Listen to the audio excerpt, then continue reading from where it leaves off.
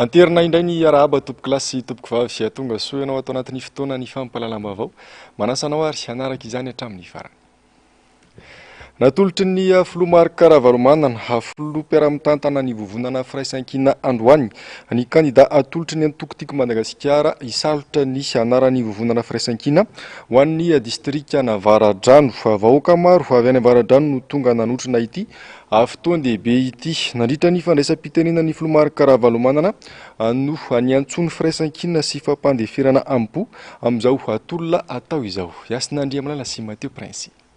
Zava-dehibe loatra ny firaisan-kina ka miantso ny rehetra samy ampandefitra ny ampopony ny filoha Marc Ravalomanana, filoha nasionaly ny Antokotim sady filoha mpiara-mitantana ny vovonana firaisan-kina.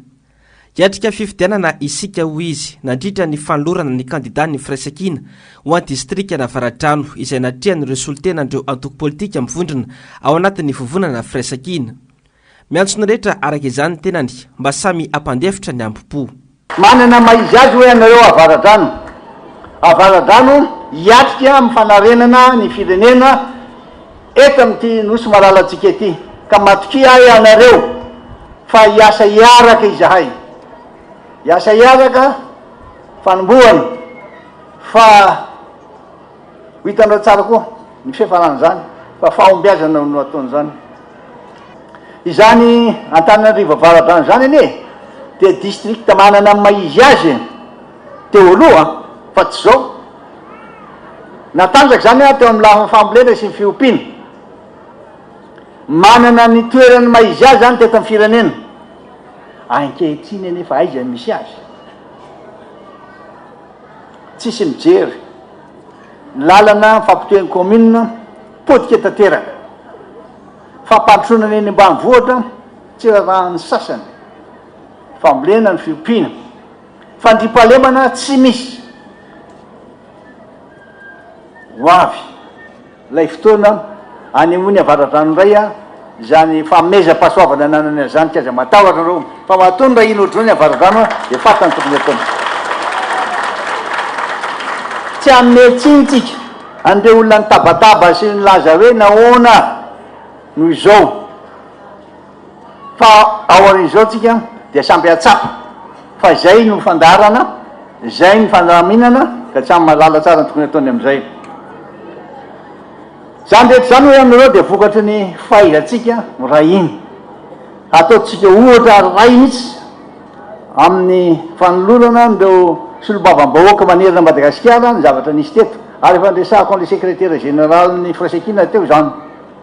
Tsy misy ezaka sy fikarakarana intsony hoe aminareo raha iny district iny no jerevana satria ny tamin-tsaha anisan'ny maro anisy amin'iny fahatriny dia tena mikaikaika mihitsy vidin-javatra toy ny masom-boly toy ny zezika indrindra tsy fisian'ny fandriampahalemana ny rano. Mino fa tsy maintsy avy eto Avaradrano ny angian'ny fampandrosoana an'ity Madagasikara ity ary mino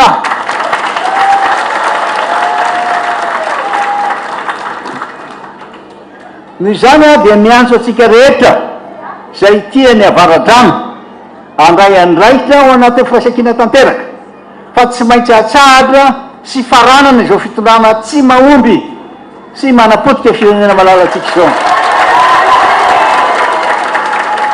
Ka dia mijoroa ary Avaradrano, mandrosoa ary Avaradrano, andresy isika koa minoa ianareo fotanteraka tokoa le teny soatra masina milaza hoe lazao amin'ny zanaky Israely hoe mba androso dia lazao amin'ny zanaky Avaradrano mba androso andresy. Fomba anankiray ahafahantsika mahazo fahefana ka ahafahantsika androsy sy anavoandray ny fiainan'ny vahoaka ny fananantsika solombavambahoaka maro anisy eny amin'ny anteny meram-pirenena. Zava-dehibe zay averika ireo mandeha zay. Fomba iray ahafahantsika azo ny fahefana ka maranantsika izao fanapitehana ny firenena izao ny fahazahoantsika ny maro anisa eny amin'ny solombavambahoaka. Noho izany dia mitodika aminareo koa izahay ary solombavambahoaka avy any amin'ny faritra tonga eto ampiseho izany tena firaisan-kina tanteraka zany ary ahay tsara ifandray amin'ny olona fa firaisan-kina ihany no hery, firaisan-kina ihany no ahafahantsika manova zao fiainana zao. Nitaonanareo ary mba hiomana sy hovonina andray anjara amin'ny fifidianana député atao amin'ny 20 volana May ho avy zao. Tsy irery mihitsy ianareo, tsy irery ianareo fa hanao arak'izay azo atao izahay zay mpitarika eo amin'ny firaisan-kina. Anisan'izany ny tenako amin'ny co-président fa mbola misy azonay atao ihany koa dia tsy maintsy atao izay ampandraisana anareo. Tsy irery koa ianareo, tsy irery koa ianareo fa fikamanana maro na miankina na tsy miankina dia anampy sy rahina mba hananany zany hoe fanovarana ny fiainany zany. Mijaly loatra firenetsika, mijaly loatra vahoaka malagasy. Koa mahatsy irery ianareo izany dia mananonareo fatokisana. Mino fotsiny ihany fa hanao arak'izay azo ataontsika. Atolotry ho anareo izay candidat ato amin'ny tiako Madagasikara na ny team candidat zay atolotra manomboka izao dia ho atolotra sy salotra ny anarana hoe firaisan-kina ianareo. Isalotra ny anarana hoe firaisan-kina ianareo zay candidat atolotry ny team. Fa zava-dehibe loatra ny firaisan-kina. Ny zany apetraka aloha ny ampo, apetraka aloha tombontso manokana, ary apetraka aloha ny tabataba. Pahalaotsika irahiny ka dia miantso voaka malagasy izahay mba samby hanao arak'izay azo atao anohana amin'ny firaisan-kina. Zava-dehibe loatra fiarahantsika. Tsy mitondra ny vahoaka ho any akady izahay ho ny filoha Marc Ravalomanana. Miantso ny rafitra eny fotony hiasa avetrany ankoho tenany amin'izao akatoko ny fifidianana izao. Ny soratra masina teo izahay hoe tena hitarika amin'ny mpifaliana ary hitarika hampasahina ary hitarika hampandresy reo candidatsika ireo na aviaiza izy na aviaiza amin'ireo antoko. Ny antoko tsara tafiny, ny antoko tiako Madagasikara, ny antoko HVM ary ny antoko APM.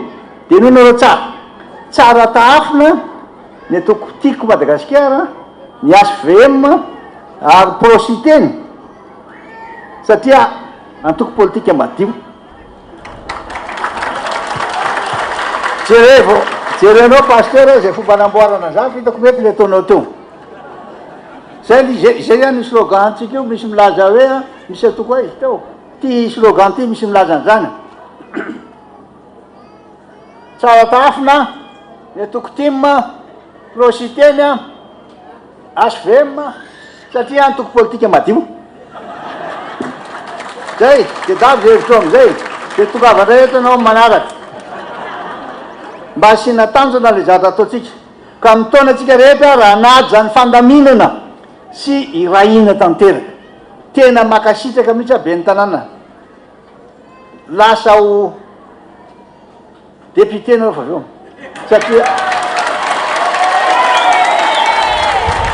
Satria hainao tsara mihitsy mangata tsodrano zany zay ny avaradrano. Satria tsodrano zava-mahery. Ka dia nangataka tany amin'ny député teo taloha.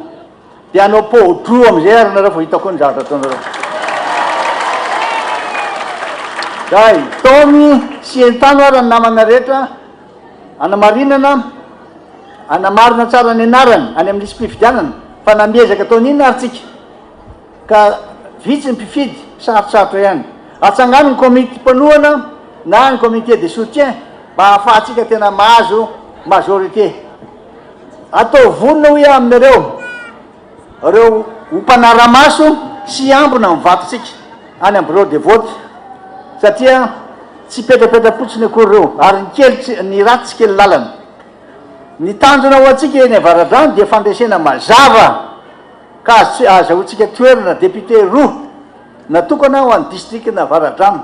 Arak'izany dia hiavitra Andriamosa no candidat atolotry ny team ho candidat ho solombavam-bahoaka ao amin'ny distrika na avaradrano hisalotra ny anaran'ny vovonana firaisan-kina.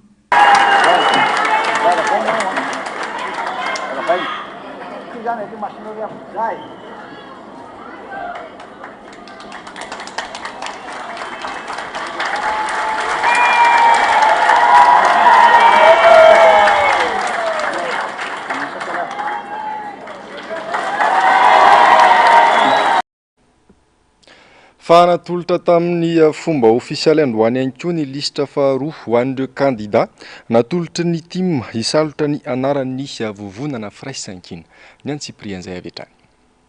Distrika misa enina nahazo ny kandidany avy amin'ny antoko-tim andrafitra ny vovonana firaisankina.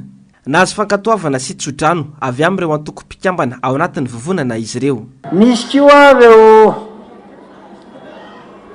kandida izay voafatana tao anatin'ny maro ary anisan'ny tena isorana ireo mpifaninana taminy fa dia tena nitsodrano sy name ankalalana azy dia ilovo avy any amin'ny andro vazo.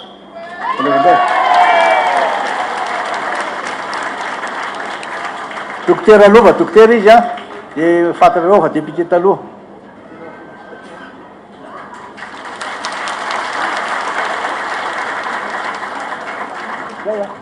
Bonne chance ianao. Ratovo herina valina Lasinjato.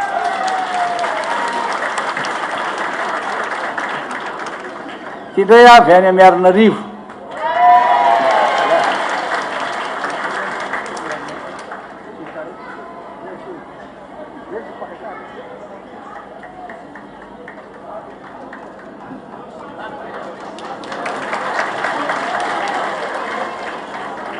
Dia avy any Soavinandriana indray Iartina Dinatoky.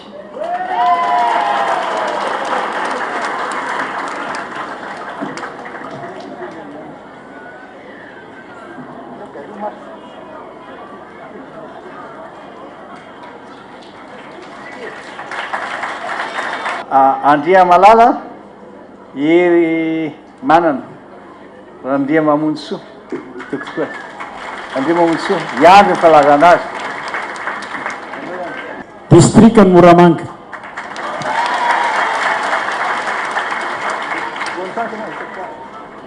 Dia manaraka any Max Hubert raha maharoa azy Max Hubert distrika Nosy Varika. Ifanadina.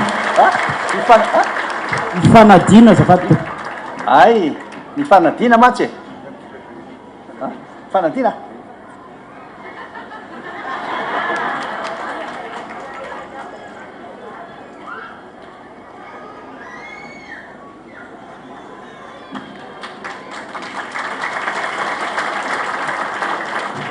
Andria Mizara Fredy Osvaldo Dawara Osvaldo.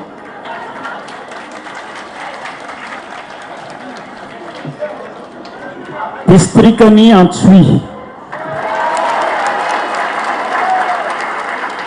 Miandro vazo, Miarinarivo, Soavinandriana, Moramanga, Ifanadina, Antsoy, ireo nivoaka androan'ireo. Mbola izy kosa ny lisitra manaraka raha ny fanazavana.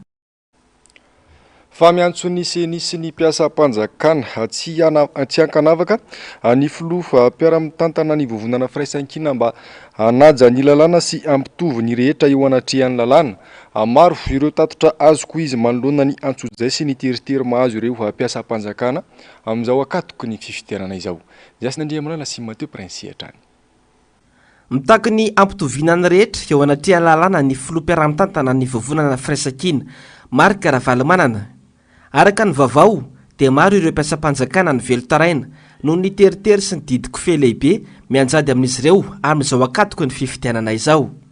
Takinay ny famoahan'ny seni hofatarina hofantatry ny rehetra ny tetiandro mazava sy amin'ny atsipriany ny fotoana ametrahana ny dossier ny fotoana ny fampelezan-kevitra angatantsika ny seni. Faharoa takinay ny fandraisan'ny seni andraikitra manoloana ireo tsy fanarahan-dalàna efa miseho sady zava-doza satria ny fampiasana ireo mpitondra ny fahefam-panjakana sy ny fampiasan'ny mpanjakana ny fampiasana ny fitaovam-panjakana ny volam-panjakana ny olo-panjakana amin'izao fampelezan-kevitra zao dia tsy mety tena tsy mety. Takinay ny fandraisan'ny seni andraikitra amin'ny fandaminana ny aino amanjery mba ahafahany antoko hafa miteny amin'ny RNM sy TVM, ahafahany rehetra mba miteny sy manao ny heviny maneho ny heviny ho fantatry ny rehetra manerana ny Madagasikara. Etam-pamaranana dia tia tenenareo a fa niteny teto aho tamin'ny herinandro farafaran'ny herinandro hoe mba ameo anay reo isan'ny député tokony hofidiana ny fombafomba hividianana azy ary indrindrindrindra ny district na ny circonscription anaovana azy dia navoaka nomaly ty voatsika androany maraina zany reo aty récépissé ty milaza fa hoe reto aby ny toerana zay misy fanovana ho avy eo am rahatratra ny secrétaire général lasany izy am'izao fotoana zao. Faharoa azo anikeo maraina ihany ko ty décret ty ny récépissé milaza fa ara-dalàna am'izay zany a le dossier napetrakintsika teto ty zany zao milaza hoe ara-dalàna ny fametrahana ny antota taratasy mikasika momba ny firaisan-kina. I firaisan-kina io a napetraka tany noho izany a noho izany manomboka zao dia azonareo apetraka am'izay sarinareo fampahafantarana mialoha am'ireny le t-shirt reny azo apetraka lizy satria ao anatin'ny fotoana fampahafantarana ny candidat zao no zany a dia azonareo atao an'izay mametraka ny tsy azo atao anatin'iny fotsiny dia hoe fidio a fa azonareo apetraka daholo ny tarehinareo reny ny fihetsikinareo reny a azo apetraka am'le t-shirt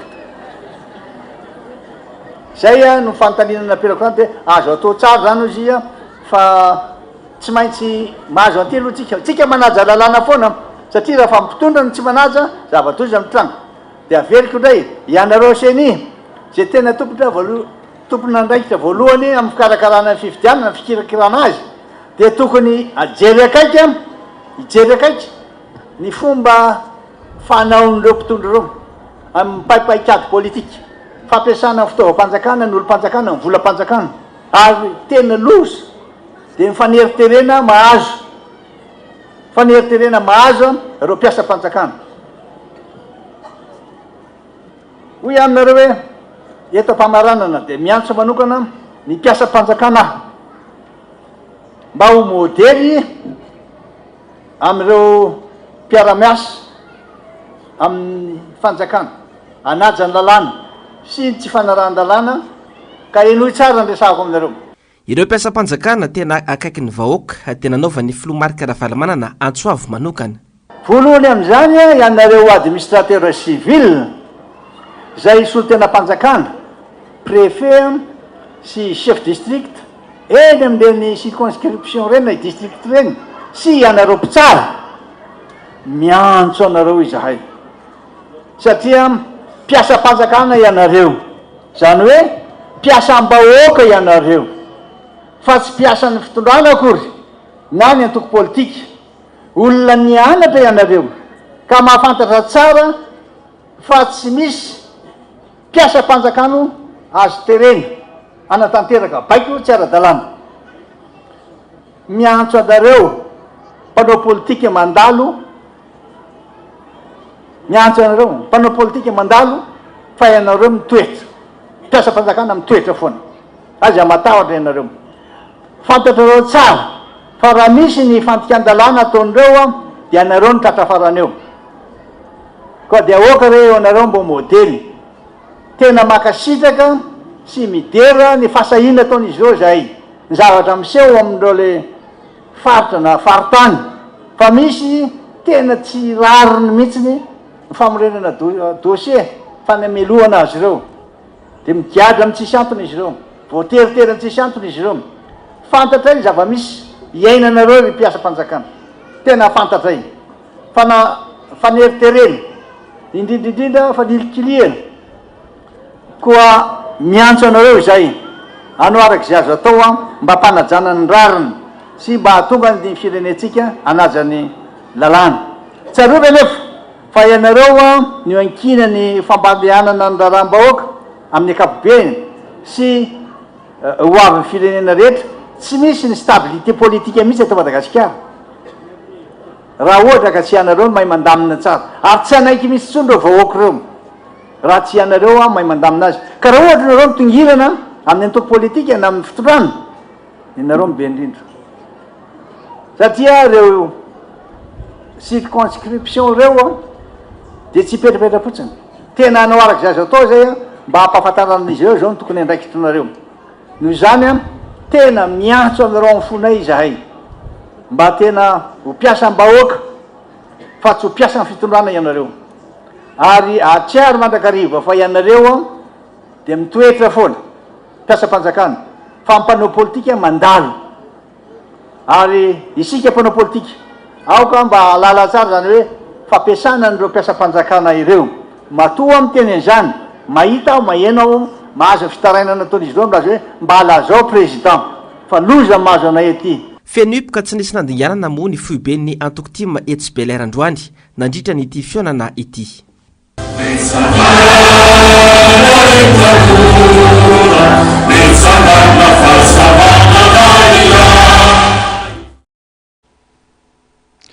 Fakajy maloto ny mpitondra avy hatrany sy hanonandikany ny solomam-bahoaka totosoa Andriamampandry ny fanapa-kevitra ny voaka tamin'ny filan-kevitry ministra ny Alarobia lasa teo izay milaza fa ampitomboana 12 ny isan'ireo député manerana ny Madagasikara any ampiana any amin'ny antsasan'ireo solomam-bahoaka aza no tokony atao ho ity solomam-bahoaka ity ny Tsiprian zay. Araka ny filan-kevitry ministra tamin'ny Alarobia 17 Martsa lasa teo nampitombona 12 indray ny isan'ny solomam-bahoaka manerana ny Nosy. Ireo distrika manana ponina mihoatra ny iray alina sy telo hetsy ireo nomena lalana anana député roa ireo raha ny tatitra. Raha omena ny fitambarana dia miisa 13 no toeran'ny solomam-bahoaka ny Madagasikara eny anivon'ny anteny miara-pirenena rehefa vita ny fividianana. Tsy mitazona ny teny nomeny sy mivadibady dera ny mpitondra ary kajo maloto no ambadika io fanapahan-kevitra io hoy solomam-bahoaka totosoa Andriamampandry tao anatin'ny fandarana miara-manonja androany. Nahintsy any koa ny tenandrany ilaza afa ireo solomam-bahoaka tia matrano no nitondra ny feon'ny vahoaka sy ny marary ny vahoaka raha toka tsangan'olona fotsiny any ireo solomam-bahoaka IRD. Ampiana n'isan'ireo député no tokony atao hialana amin'ny fandaniam-bola mpanjakana satria efa sahirana ny vahoaka hoy hatrany ny fanehoan-keviny. Kilalao maloto le izy ary manana la mauvaise foi ny mpitondra zany fe natao hoe mpitondrantsika eo anao no milaza fa hoe tsy ilaina ny antemeran-dolona fa tokony ho ravaina mihitsy zany rehefa tsy nyravaina moa dia hoe aloha ena fa mihinam-bola mpanjakana mila politika ny fitsitsiana fa sahirana ny firenetsika dia zao mifanohitra zay zany le teninao voatamborotona tamin'ny heritaona teny'le filoha sy le gouvernementa le mpitondra zany am'izao fotoana zao fa maninona no hoe politika ny fitsitsiana no tokony ataonao ny vahoaka efa tena hoe mihinany tsy fihinany am'izao fotoana zao dia nampitomboanao ndray a nisan'ny solom-bava-bahoaka dépense zapipinga zany ny etram-bahoaka inge no anakarama ny volany mpitondra na ministra na solom-bava-bahoaka na prime ministre na filoham-pirenena na filohana androm-panjakana na ny mpiasa-panjakana dia firenena ve efa ohatra zao fitangan'ny vidim-piainana efa tsy mandeha amin'ny zelohany tsony ny fandaniana zay atao dia nampitomboanao ndray zany nisan'ny solom-bava-bahoaka solom-bava-bahoaka rainge dia efa mahavita mitondra sy miaro ny feon'ny vahoaka porofo mitohaka amin'ny tentany inona ary zao ny ilaina le solom-bava-bahoaka volom-boasary hatramin'izay fa ny solom-bahoaka ny amin'ny fanoelana no mitondra ny feon'ny vahoaka mitondra ny fitaraina ny vahoaka mandonina latabatra any anivon'ny gouvernementa mikritika ny tsy mety ataon'ny mpitondra mpanatateraka asan'ny solom-bava-bahoaka inge zany fa taiza ny solom-bava-bahoaka IRD orange hatramin'izay sady moana ny marenina ozy ny vahoaka fa solom-bava-bahoaka tia mafoana no mijoro raha misy zavatra manjo le vahoaka io na tatsay io na resaka olana fanabeazana io foto-drafitra asa io solom-bava-bahoaka tia manao mitsangana mijoro na jiro tapaka io na rano tapaka io na inona io a izy no mijoro irenivon'ny vahoaka mitondra ny feon'ny vahoaka ary tonga dia miseho any amin'ny hainao manjery rehetra mba ho fantatry ny mpitondra le izy amiko zany raha izaho manokana dia tokony tena hoe na ena atsasa mihitsy ary nisan'ny solom-bava-bahoaka. Ankoatra izay niretsaka mikasika ny fitokonana nataon'ireo mponina tany Toamasina izay niatomboka tao ambolo madinika sy mora rano vokatry ny fahatapahan-jiro nandritra androandro tany an-toerana ihany koa ny fandaharana tamin'ny tsy androany ity. Nahintsy ny mpamaka fakara politika efa nirazafy manatany raha nilaza fa olana roa ihany no mahatonga ny fahatapahan'ny herinaratra eto amintsika ary izany dia vokatry ny tsy fahaiza mitantana avokoa. Ny mahazendana nefa hoy ity mpamaka fakara politika ity dia ireo mpiasa madinika hatrany no hifaran'ny rihitra raha toa ka hafa maina ireo tena fototry ny olana. Problème de gestion roa ihany a mahatonga ny délestage. Raha resaka groupe électrogène izy de ratsy entretien de rera-dava maty lava le groupe électrogène. Na izy resaka carburant de tsisy moyen ahafahana mividy na mandotrosana carburant zay. De io problème na filoro tany Tomasina. Ny tompona andraikitra voately foana moa zany de le orinasa Jirama, fa tsika amin'ny akabeny mahita an'izy tsy voatery le piasa nge misy piasa tena ty amin'ny fotony manao ny ezaka rehetra fa le tena pitatana amin'ny akabeny itsiny le bebe atoka le matretre le mahazo indemnité bobaka be le manana voiture de service, voiture de fonction sisisa le atoana momba azy mombana fahasalamana sy ny rehetrarehetra, déplacement rehefa mandeha mivoaka afaka mampiasa fiarako ty mivady amanjanany amin'ny orinasa Jirama any amin'ireny olona ireny zay omena andraikitra ambony be matetika indraindray no misy mivaralila satria amin'ny akabeny ireo mpitatana eo anivon'ny orinasa Jirama mifanesy de voapainitra avokoa amina resaka corruption anatin'izany orinasa Jirama zany de aiza no andeha le orinasa ho lesina ho an'ny rehetra tany Tomasina omaly. Tsy tokony hiverina intsony ireny satria lay fihetsiketsehana samihafa dia tsy maintsy misy foana ny riska raha ohatra ka miakatra ambony be le hafanapo tsy voabaiko ny olom-pirenena tsirairay avy de mety hitarika amina fanomban-javatra dia mety hovidin-dafo indray zany. Fa niakatra fitsarana ambony androany ny raharaha hitorin'ilay mpandrara Mamoravatomanga anisy Ary Laurent Radjason na Iroli Mercia raha nazahoany Iroli Mercia sazy 30 volana an-tranomaizina ity nandeha androany ity ka nanaova ny fampiakarana. Fantatra fa nahemotry ny fitsarana amin'ny 17 aprilo avy izao indray ny famoahana ny didy nolavy ny fitsarana ihany koa ny fangatahany fahafahana Ambonjimaika. Arak'izany dia mbola nijanona any am-ponja ity ministra ny serasera teo aloha ity izay anisan'ny tsy afabela amin'izao fitondrana izao. Lafim-bavao ny fahasalamana kosa indray ny fihinanana fanafody be loatra sy tsy ampiheverana ny tsy fampiany rano fisotro madio ara-dalàna dia anisan'ny mahatonga ny aretin'ny voa. Aretina anisan'ny sarotra tsaboana sy mandany vola ity aretina ity ary ny akamaroan'ireo tratry ny insuffisance rénale dia tsaboana any ivelany avokoa noho ny tsy fampiany fitaovana eto Madagasikara. Mandany 3 tapitrisa ariary isam-bolana ny olona iray tratra n'ity aretina ity raha ny fanazavan'ny mpitsabo ny antsiprian'izay. Aretina sarotra sitrana raha tara fitsaboana ny aretin'ny voa. Misy karazany maro ny aretin'ny voa saingy ny insuffisance rénale ny tena be mpafantatra indrindra. Maro ny antony mahatonga ny olona iray arary-ro, mety hiainga amin'ny aretin'ify sy ny areti-tenda tsy voatsabo izany. Mety ho vokatry ny totra-dra miakatra ihany koa nefa. Vidina ny segondra iainana ho andreo marary-vo, rehefa miaratsy na tsy miasa intsony ny voa dia tena sahirana tokoa ny marary sy ny fianakaviany. Tsy latsaky ny 3 tapitrisa ariary isam-bolana ny vola lany amin'ny fitsaboana rehefa miomby ny aretina. Mety ho antony mahatonga ny aretin'ny voa dehibe. Misy kokoa ohatra hoe voadona io voa io dia vaky. Ninjera, voadaka, ninjeran'ny zavatra. Soroana ny aretin'ny voa dia maro de maro arakaraka ny zavatra mety iseho fa ny zavatra azo tenenina fotsiny dia hoe tena misy karazany be dia be ny aretin'ny voa ka ny insuffisance rénale moa dia misy karazany be dia be. Misy ilay antsoina insuffisance rénale aiguë fonctionnelle mety tsy ampirano kely ianao nandritra fotoana vitsy dia lasa misy fiantraikany any amin'ny rein. Misy indray le chronique zany organique insuffisance rénale chronique organique zany hoe efa ela ary efa potika tanteraka indray. Misy karazany be dia be ny fitsaboana aminazy fa rehefa ohatra tena tsy vita amin'iretsy any intsony ka manam-bola le olona manana ny fahafahana dia manao any antsoina hoe greffe na rein zay ataontsika hoe lafo dia lafo ny sarany. Mbola tsy manana ny fitaovana ahafahana manao an'izay tsika eto Madagasikara zao aloha. Tsy maintsy miafara amin'ny fanaovana dialyse ny fitsaboana rehefa tonga amin'ny ambaratonga ambony ny marary manana olana amin'ny voa. Mandray anjara feno amin'ny fanadiovana ny rà mikorina ao anatin'ny vatantsika ny voa. Mbola sarotra amin'ny fitsaboana ity aretina ity eto Madagasikara raha tojo amin'izay fahasarotan'izay ny marary. Mandidina izay vaovao ny fahasalamana izay hatrany mampanasarotra ny fandraisana an-tanana sy ny fitsaboana ny marary matetika ny tsy fampian'ny fitaovana eny amin'ny toeram-pitsaboana miankina amin'ny fanjakana. Saika ahitana ity olana ity avokoa ny toeram-pitsaboana amin'ny distrika Antsimondrano araka ny fanazavana nataon'ny solombavambahoaka. Hamahana io olana io dia nanolotra fanomezana fampitaovana ho an'ny CSDR Bongatsara sy toeram-pitsaboana maromaro ao amin'ity distrika ity ny solombavambahoaka. Laina raha naivo manana sy tahirina. tsy ampy ny fitaovana ampiasaindreo toeram-pitsaboana sy hôpitalim-panjakana ao amin'ny distrika Natsimdrano hoy ny solombam-bahoaka ao amin'ity distrika ity. Zo fototra ny misitraka fitsaboana, saingy sarotra ny atongavana amin'izany raha toa ka tsy zarizary ny fitaovana ampiasaina. Manoloana izany indrindra dia nanolotra fanomezana fampitaovana ny CHRD Bongatsara sy ho an'ireo toeram-pitsaboana miankina amin'ny fanjakana ao amin'ity distrika ity ny solombam-bahoaka Alain Ratsimbazafy.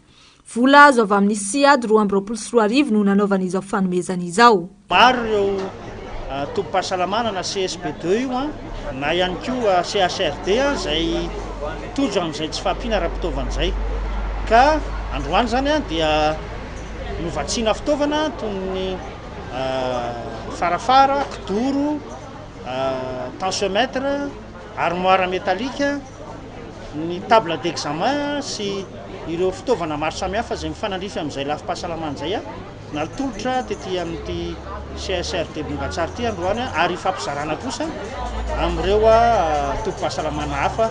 Anamora ny fisitrahandro vahoaka eny amin'ny distrika Natsimdrano fitsaboana Sahaza no antony nanoloran'ity olom-boafidy ity izao fanomezana izao. Tafiditra ihany koa amin'ny tamberina andraikitra ataon'ny solombam-bahoaka amin'ny olona eny fotony ny fampiasana ny volan'ny siady ho an'ny sosialim-bahoaka.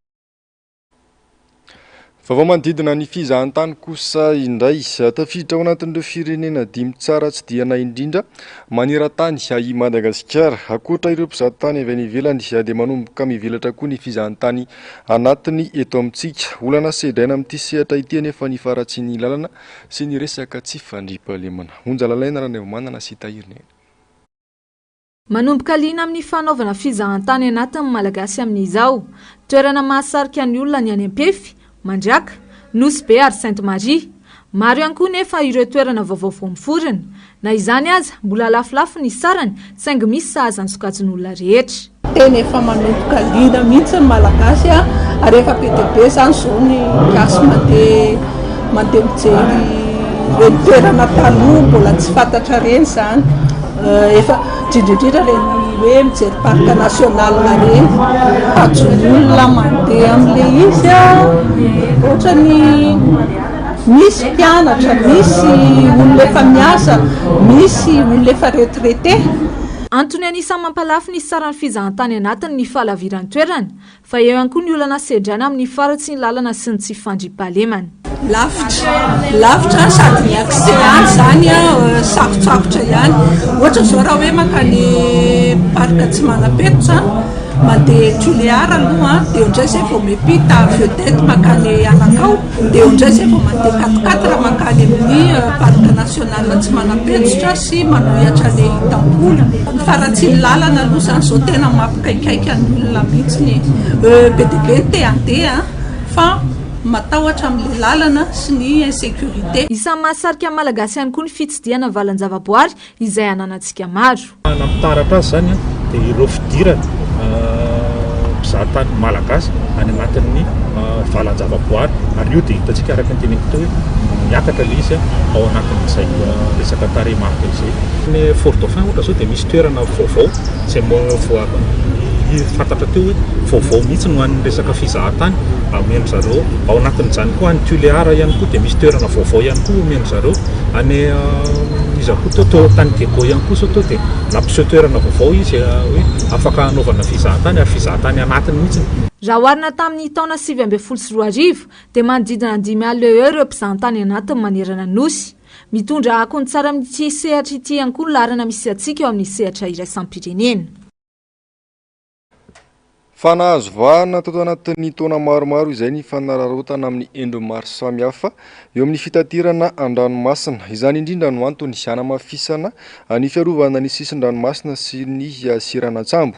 Atongavana amin'izany dia nisy ny atrikasa iombonan'ireo firenena afrikanina sivy aty amin'ny ranomasombe indiana mivondrona ao anatin'ny COI. Onja lalaina raha nevomanana sy tahirina enatra. Anisan'ny sehatra manana anjara toerana lehibe amin'ny toe-karen'i Madagasikara ny fitaterana an-dranomasina amin'ny Manosy atsika. Miantoka ny 700 isanjato ny fandrarana raha-baritra maneran-tany ihany koa ity sehatra ity. Vokatra izay firoboroboana izay dia miha-mahazo vahana ihany koa ny fanararotana amin'ny endriny maro samihafa eo amin'ity sehatra iray ity ary voakasika izany i Madagasikara. Tsy maintsy apetraka araka izany ny fiarovana ny sisitany.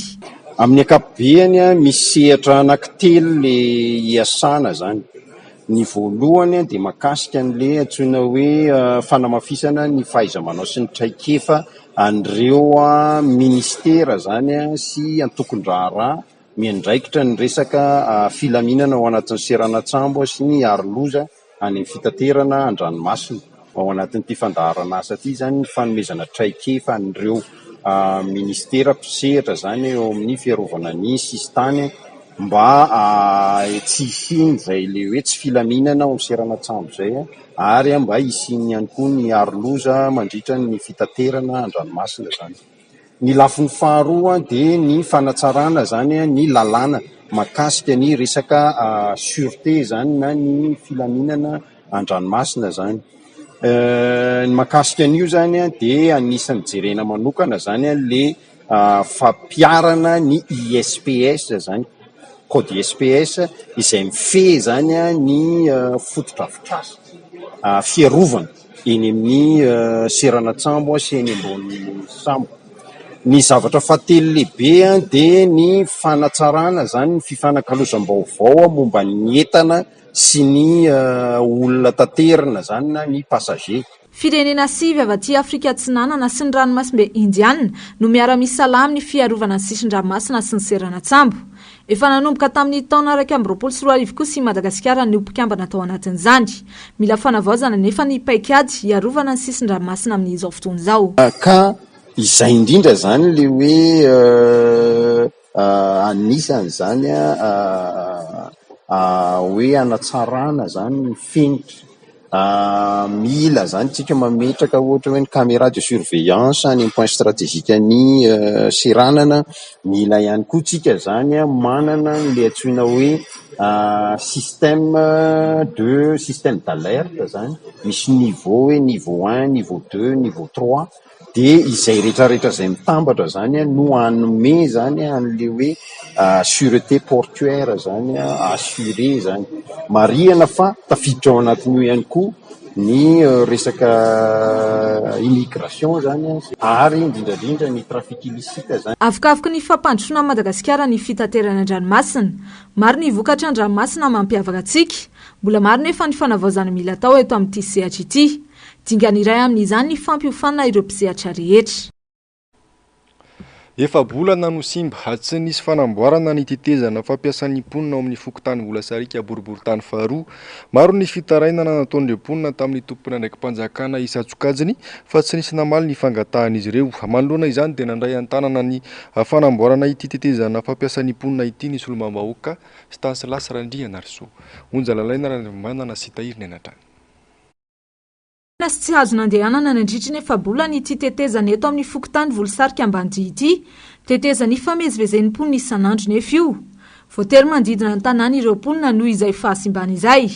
Maro ny fitarainana nataon'ireo mponina mba hanamboarana ity tetezana ity, saingy laza fa tsy manana teti-bola manokana amin'izany ny commune sy ny BNGRC.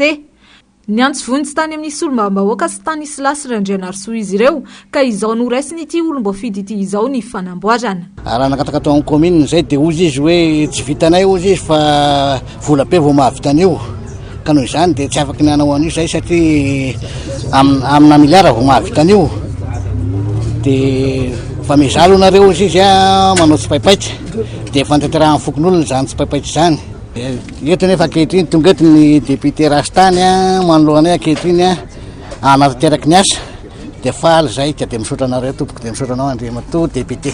Efa teo amin'ny efa-bolana teo zay ty no simba ary dia tsy nisy fanamboarana fa dia mifefena fotsiny zany mba tsy andehanan'ny olona aloha. Fanampiana mponina ao ny boriboritany faharoa nataoko kosa ny solomam-bahoaka. Ity ihany koa ny tetezana fahatelo nataon'ity olom-boafidy ity ho an'ny fokotany Volasarika. Zay moa maha-olom-boafidy anay hoe tena mihaino amin'ny vavavoaka, mihaino amin'ny fangatahan'ny vahoaka dia rehefa sainy nangatahany dia tanterahana marina fa vola misy ihany fa tsy vola siady io fa vola tena mba paosy. Fa tia resaka vy daholo be taony hatrany ambany izy ny support atra hitanao vy rehetrarehetra io vy natao dia asiana support na tampovoany ato.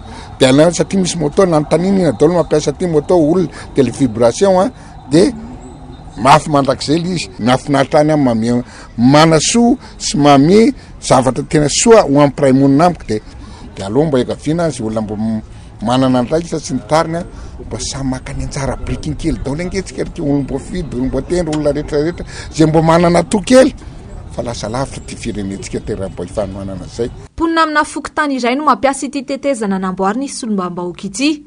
Ankoatry ny mandeha tongotra dia mampiasa ity tetezana ity ihany koa ny mpitondra moto.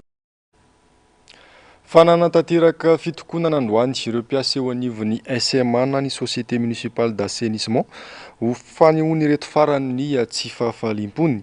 Nobanan'izy ireo dabapako ny arabe ka niteraka fitohanana ny fifamoivoizana lavareny izany. Tapaka torak'izay ihany koa ny lalana ambadiky ny pavillon Analakely satria naongan'ireo mpiasan'ny SMA ihany koa ny fanariana zordira teny Ambodifilao. Araka ny loharambavao noho ny tsy fandoavan'ny fanjakana sy ny commune ny karaman'izy ireo amam-bolana no antony izao fitokonana izao. Maresaka iraisampirenena niroso tamin'ny fifidianana filoham-pirenena nanomboka tamin'ity zoma 20 martsa ity ireo vahoaka rosianina any amin'ny faritra atsinanan'ny Rosia. Haritra 3 andro izany fifidianana ho filoham-pirenena izany ka ifarana ny alahady ho avy izao. Raha ny zava-misy ny filoham-pirenena Vladimir Poutine no mbola hibata ny fandresena ka iroso amin'ny feptom-piasana fandiminy mandritra ny 1 taona. Miala irarinombana sy Andry Rakoto Malala. Raha mbola miady sy miatrika ny fanafiana ataon'ny Rosia Ukraine efa 2 taona angarangidina izao, miroso amin'ny fifidianana filoham-pirenena kosa ireo vahoaka rosianina any amin'ny faritra atsinanan'ny Rosia androany zoma 15 volana martsa. Fifidianana izay anavao indray ny fitoam-pitondrany filoham-pirenena rosianina Vladimir Poutine ho amin'ny fahefana vaovao tsy misy mpanohitra. Nisokatra tamin'ny 7 ora maraina ny birao fandatsaham-bato manodidina ny 9 alina androany, izany hoe tamin'ny 7 ora alina ho Malalakamisy ora frantsay, tao Kamchatka sy Trohotka faritra roa lavitra indrindra satria any amin'ny farany atsinanan'ny Rosia ary farana amin'ny alahady amin'ny 7 ora alina, izany hoe amin'ny 9 ora arivany Frantsa ao amin'ny faritra rosianina ao anatin'ny vondrona Europeanina. Anisan'ny anatanterahana io fifidianana mandritra ny 3 andro io ny ao Moldavia faritra Ukraine izay nofehezin'ny Rosia. Fotoana fohy talohan'ny nanomboany ity fifidianana ity, nanentana ireo mpiray tanindrazana taminy mba tsy hivily lalana sy hifidy n'ity tanindrazana amin'izao fotoan-tsarotra izao i Vladimir Poutine, izay efa teo amin'ny fitondrana nandritra ny 420 taona. Kandida 3 izay sady tsy manohitra ny fanafiana Ukraine no tsy manohitra ny famoretana izay namongorana ny fanoherana rehetra ny afara tamin'ny fahafatesan'ilay mpifanandrina lehibe Alexei Navalny tany am-ponja tamin'ny tapaky ny volana febroary no hifanandrina amin'ity filoham-pirenena rosianina ity. Nolavina kosa ny firotsahako fidin'ilay kandida tokana any-mpanohitra nanandrana ny latsaka. Noho ireo zava-misy ireo, efa azo antoka ny fandresen'i Vladimir Poutine amin'ity fifidianana ity, feptom-piasana fahadimy izay hijanonana eo amin'ny fitondrana hatramin'ny taona 2024. Noho ny fanavaozana lalam-panorenana tamin'ny taona 2024, mbola afaka ny hirotsaka indray izy ary hijanona ao amin'ny fahefana hatramin'ny taona 2024 amin'ny 420 taonany. Efa nandefa tsikera mikasika ity fifidianana ity Etazonia izay niapanga io fifidianana io fifidianana sandoka no karakaraina hatao amin'ny faritany Ukrainiana voapoto. Mialohan'ny tena anankatoanantsika ny fampahalalam-baovao dia tsara ny mampafantatra fa ho arainao manontolo aorian'izao fampahalalam-baovao izao ny toriteny sy mirakitra ny 4 ho an'ireo kandida sy ny vahoaka malagasy izay nataony iray aman-drem-pitandrina nandritra ny fifampiarabanana tratra ny taona vaovao ho an'ny distrika Navaradrano tetsy amin'ny accusé-ny tim tamin'ity androany ity. Tapitrariny fampahalalam-baovao tompoko lasy tompoko vavy ankasitrahana feno ianao nanaraka izany hatramin'ny farany atao ny mahazatra dia ny fandarana ahona marina sy ny fandarana Global News ho avy hatrany no arainao aorian'izao fampahalalam-baovao izao anioan'ny batio io kosa ny lohatenin'ny horonan-tsarina miseho atolotra ny MBS hoanao amin'ity androany ity ny tenako manome fotoananao amin'ny rampitso indray filomarito.